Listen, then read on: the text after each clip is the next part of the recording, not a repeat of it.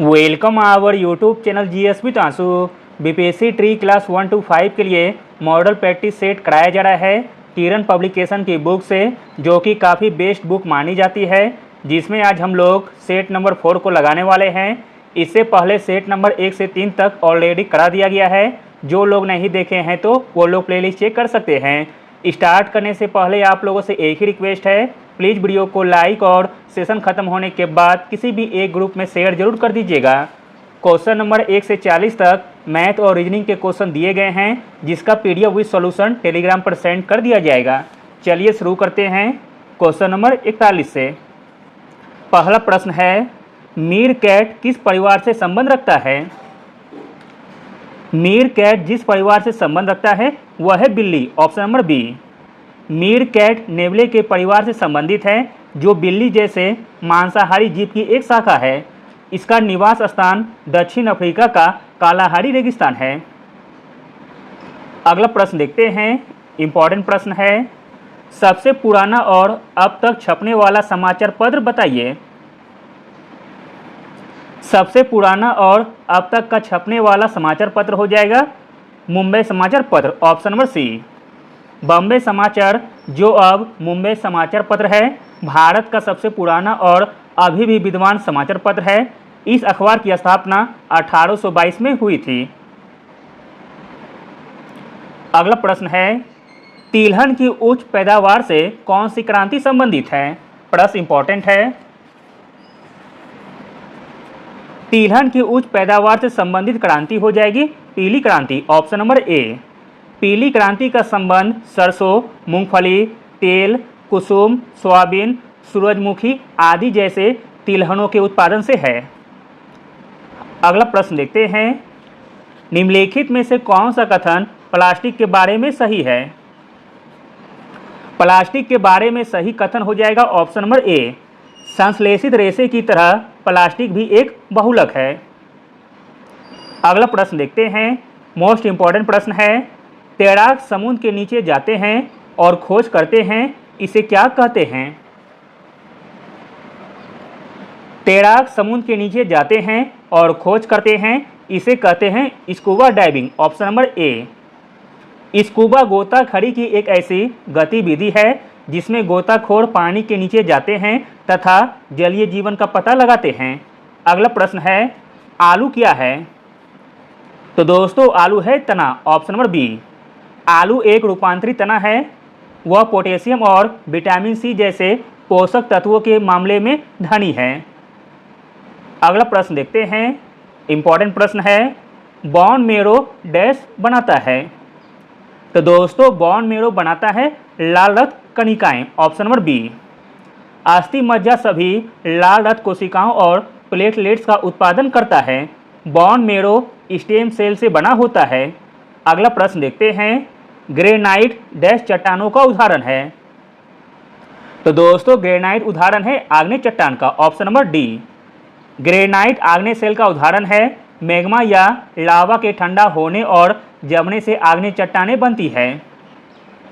अगला प्रश्न देखते हैं, इंपॉर्टेंट प्रश्न है, निम्नलिखित का मिलान करें। एक तरफ दिया गया है पादप रोग और एक तरफ दिया गया है संचरण का तरीका। चलिए देखते हैं, ए का मिलान हो जाएगा 3 से गेहूं का रस्ट रोग, जो कि वायु एवं बीज से संचरण से होता है। बी का मिलान हो जाएगा 1 से भिंडी का पीत रोग कीट से होता है। और सी का मिलान हो जाएगा 2 से नींबू कैंकर रोग, जो कि केवल वायु के संचरण से होता है। इस प्रकार ऑप्शन नंबर बी सही हो जाएगा। अगला प्रश्न देखते हैं, इंपॉर्टेंट प्रश्न है, सबसे लंबे हाईवे का नाम बताइए। सबसे लंबे हाईवे का नाम हो जाएगा Pan American, option number B. Pan American विश्व का सबसे लंबा राजमार्ग है। इसकी कुल लंबाई 30,000 मील किलोमीटर है। अगला प्रश्न देखते हैं, किस बाल क्रांतिकारी को अंग्रेजों ने फांसी दी थी? तो दोस्तों वह था Khudiram Bose, option number C. Khudiram Bose को 18 वर्ष की आयु में ब्रिटिश सरकार ने फांसी दे दी थी। वह भारत के ब्रिटिश राज का विरोध करने वाले सबसे कम आयु के क्रांतिकारी स्वतंत्रता सेनानी थे। अगला प्रश्न है, मूक देशांतर रेखा किस स्थान से गुजरती है? मूक देशांतर रेखा गुजरती है ग्रीनविच से, ऑप्शन नंबर डी। प्रधान यामांतर इंग्लैंड में ग्रीनविच से होकर गुजरती है। यह 0 डिग्री देशांतर है। इसे ग्रीनविच मेरिडियन भी कहा जाता है। अगला प्रश्न है, हमारे संविधान में कितने मूल अधिकार हैं? हमारे संविधान में मूल अधिकार है 6, ऑप्शन नंबर ए। पहला है समानता का अधिकार, दूसरा है स्वतंत्रता का अधिकार, तीसरा है शोषण के विरुद्ध अधिकार, चौथा है धर्म की स्वतंत्रता का अधिकार, पांचवा है सांस्कृतिक और शैक्षिक अधिकार और छठा है संवैधानिक उपचारों का अधिकार। अगला प्रश्न देखते हैं, इंपॉर्टेंट प्रश्न है, भारत में पंचायती राज प्रणाली कब प्रारंभ हुई थी? भारत में पंचायती राज प्रणाली प्रारंभ हुई थी वर्ष 1959 में, ऑप्शन नंबर डी। पंचायती राज का उद्घाटन पंडित जवाहरलाल नेहरू ने 2 अक्टूबर 1959 को राजस्थान के नागौर में किया था। अगला प्रश्न देखते हैं, इंपॉर्टेंट प्रश्न है, नीचे दिए गए कथनों पर विचार करें और सही उत्तर का चयन करें। तो दोस्तों इसमें सही कथन हो जाएगा ए और सी। पौधों में लगभग 90% जल होता है। जल में घुले हुए पोषक फसल की पाले एवं गर्म हवा से रक्षा करता है। इस प्रकार ऑप्शन नंबर बी सही हो जाएगा। केवल ए और सी दोनों सही हैं। अगला प्रश्न देखते हैं, जमीन और पानी पर यात्रा करने में सक्षम एक वाहन को क्या कहा जाता है? प्रश्न इंपॉर्टेंट है। जमीन और पानी पर यात्रा करने में सक्षम एक वाहन को कहा जाता है होवरक्राफ्ट, ऑप्शन नंबर ए। अगला प्रश्न देखते हैं, निम्नलिखित में से कौन सा तत्व पृथ्वी के अंतर्भाग में मुख्य तत्व है? तो दोस्तों जो तत्व पृथ्वी के अंतर्भाग में मुख्य तत्व है वह है लोहा, ऑप्शन नंबर सी। अगला प्रश्न है, उत्तरी अमेरिका के घास के मैदान का नाम बताइए। उत्तरी अमेरिका के घास का मैदान का नाम हो जाएगा प्रेरी, ऑप्शन नंबर ए। प्रेरी उत्तरी अमेरिका में पाया जाने वाला शीतोष्ण घास का मैदान है। पंपास दक्षिण अमेरिका में पाया जाने वाला शीतोष्ण घास का मैदान है। वेल्ड दक्षिण अफ्रीका में समशीतोष्ण घास का मैदान है। सवाना अफ्रीका में पाया जाने वाला उष्णकटिबंधीय घास का मैदान है। अगला प्रश्न देखते हैं, इंपॉर्टेंट प्रश्न है, पहली महिला कौन है जिसने विश्व के 5 महासागर को तैरकर पार किया था? तो दोस्तों पहली महिला है बुला चौधरी, ऑप्शन नंबर डी, जिसने विश्व के 5 महासागर को तैरकर पार किया था। अगला प्रश्न देखते हैं, दशमलव प्रणाली कहाँ से विकसित हुई? दशमलव प्रणाली विकसित हुई भारत से, ऑप्शन नंबर डी। प्राचीन भारत के आर्यभट्ट सहित अन्य गणितज्ञों ने दशमलव प्रणाली को विकसित किया और इसका उपयोग किया। अगला प्रश्न है, जलियांवाला बाग हत्याकांड का जिम्मेदार कौन था? जलियांवाला बाग हत्याकांड का जिम्मेदार था general Dyer, option number C. Jallianwala Bagh हत्याकांड 13 अप्रैल 1919 को हुआ था। अगला प्रश्न है, लोकसभा में अधिकतम संख्या है? लोकसभा में अधिकतम संख्या है 552। अगला प्रश्न देखते हैं, कल्पना करें कि आप एक झंझा यानी कि आंधी तूफान में फंस गए हैं जिसमें बिजली भी गिर रही है। आप निम्नलिखित में से कौन सा कार्य सबसे पहले करेंगे? तो दोस्तों जो कार्य सबसे पहले हम लोग करेंगे वह है किसी इमारत के अंदर चले जाना, ऑप्शन नंबर सी। झंझावट के दौरान सबसे सुरक्षित स्थान कोई इमारत या कार है। बिजली किसी कार के भवन या धातु के किनारे से प्रभावित हो सकती है, न कि इसके माध्यम से।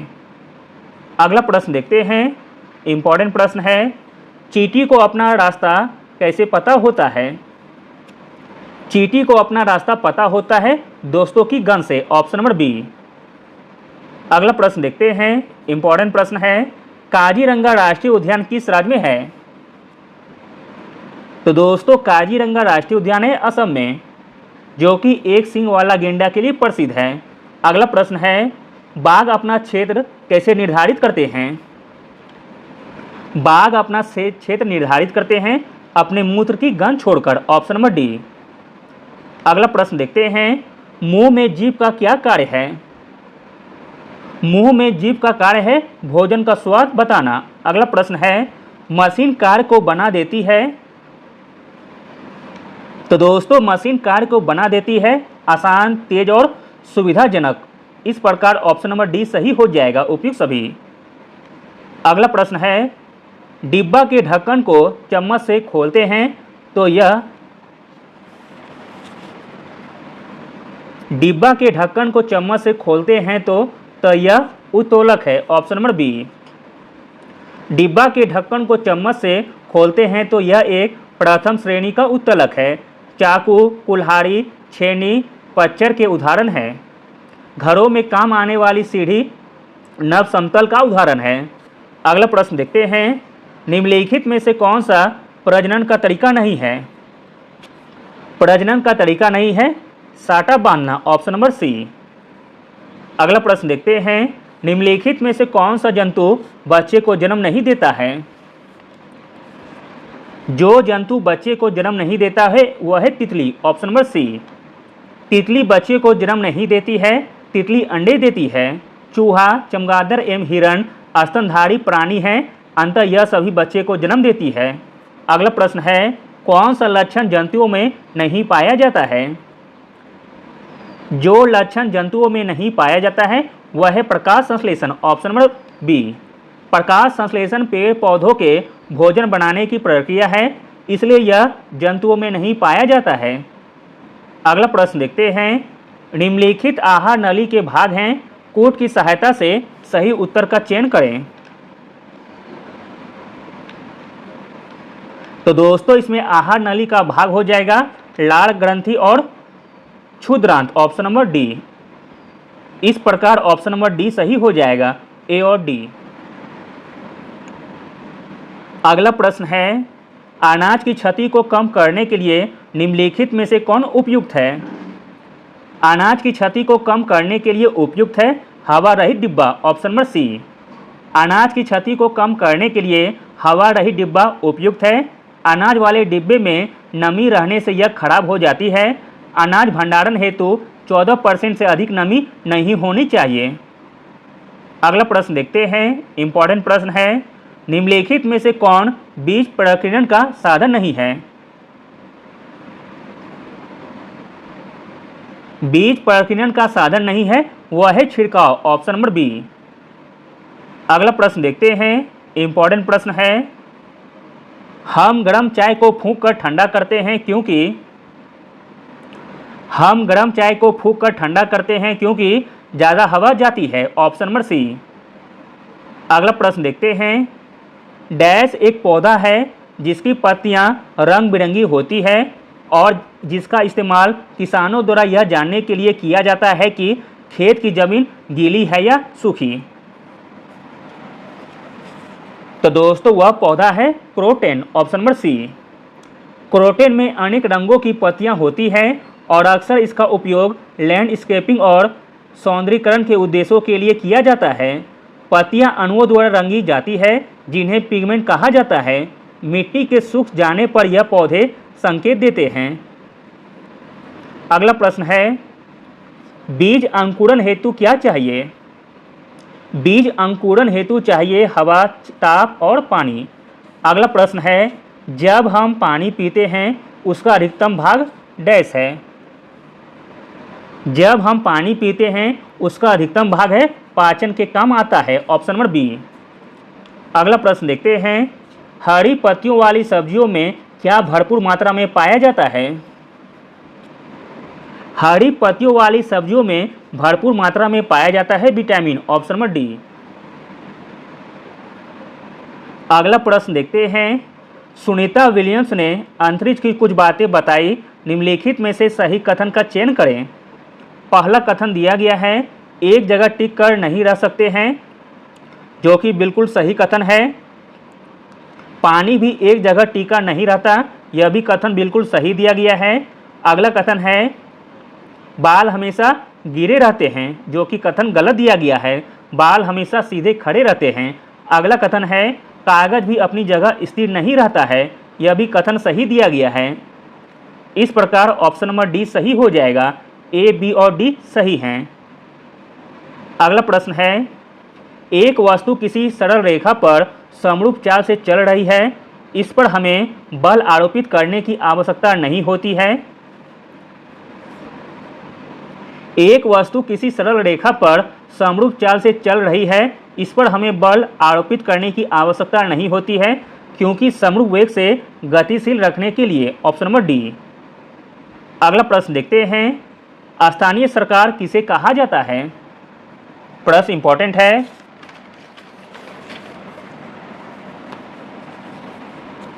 तो दोस्तों, स्थानीय सरकार कहा जाता है ग्राम पंचायत एवं नगर निगम को। अगला प्रश्न है, वह ग्रह जिसे पृथ्वी का जुड़वां वाहन के रूप में जाना जाता है? तो दोस्तों, वह ग्रह हो जाएगा शुक्र। Option number C. शुक्र ग्रह को पृथ्वी के जुड़वां वाहन के रूप में जाना जाता है। इस ग्रह का कोई उपग्रह नहीं है। शुक्र को भोर का तारा एवं सांझ का तारा भी कहा जाता है। अगला प्रश्न देखते हैं, इंपॉर्टेंट प्रश्न है, सूर्य से तीसरा सबसे नजदीक वाला ग्रह कौन है? सूर्य से तीसरा सबसे नजदीक वाला ग्रह है पृथ्वी। अगला प्रश्न है, देशांतर रेखाओं की कुल संख्या कितनी है? देशांतर रेखाओं की कुल संख्या है 360। अगला प्रश्न देखते हैं, सूर्य का एक चक्कर लगाने में पृथ्वी को लगभग कितना समय लगता है? सूर्य का एक चक्कर लगाने में पृथ्वी को लगभग समय लगता है 365 दिन का। अगला प्रश्न है, सौर मंडल का सबसे छोटा ग्रह कौन सा है? सौर मंडल का सबसे छोटा ग्रह है बुध ग्रह। Option number D. सौर मंडल का सबसे छोटा ग्रह बुध एवं सबसे बड़ा ग्रह है बृहस्पति। सौर मंडल में कुल ग्रहों की संख्या 8 है। सूर्य के चारों ओर परिक्रमा करने वाले आकाशीय पिंड को ग्रह कहते हैं। ग्रहों के पास अपना कोई प्रकाश नहीं होता है। अगला प्रश्न है, बिहार दिवस कब मनाया जाता है? आसान सा प्रश्न है। बिहार दिवस मनाया जाता है 22 मार्च को। 22 मार्च को बिहार दिवस मनाया जाता है, जबकि 1 मार्च को विश्व नागरिक सुरक्षा दिवस मनाते हैं। 10 अप्रैल को विश्व होम्योपैथिक दिवस मनाते हैं। 22 अप्रैल को पृथ्वी दिवस मनाते हैं। अगला प्रश्न है, निम्नलिखित में से कौन से वाद्य यंत्र सूखी लौकी से बनाए जाते हैं? सूखी लौकी से बनाए जाते हैं वह वाद्य यंत्र हो जाएगा बीन, तुंबा और खंजरी। Option number C. अगला प्रश्न देखते हैं, इंपॉर्टेंट प्रश्न है, एशिया का सबसे बड़ा पशु मेला कहाँ लगता है? एशिया का सबसे बड़ा पशु मेला लगता है सोनपुर में। ऑप्शन नंबर ए। एशिया का सबसे बड़ा पशु मेला सोनपुर बिहार में लगता है। सोनपुर बिहार के सारण जिले में गंगा नदी के किनारे अवस्थित है। अगला प्रश्न है, बिहार का राजकीय पक्षी क्या है? बिहार का राजकीय पक्षी है गोरैया। Option number C. जबकि राजकीय पशु है बैल। अगला प्रश्न देखते हैं, बिहार विधानसभा में सदस्यों की कुल संख्या कितनी है? बिहार विधानसभा में सदस्यों की कुल संख्या है 243। Option number C. अगला प्रश्न देखते हैं, इंपॉर्टेंट प्रश्न है, कर्नाटक के होलगुंडी गांव में पानी की कमी को दूर करने के लिए बच्चों ने एक पंचायत का निर्माण किया। यह पंचायत आज किस नाम से प्रचलित है? तो दोस्तों, यह आज प्रचलित है भीमसंग के नाम से। Option number B. कर्नाटक के होलगुंडी नामक गांव में लोग पानी की कमी का सामना कर रहे थे।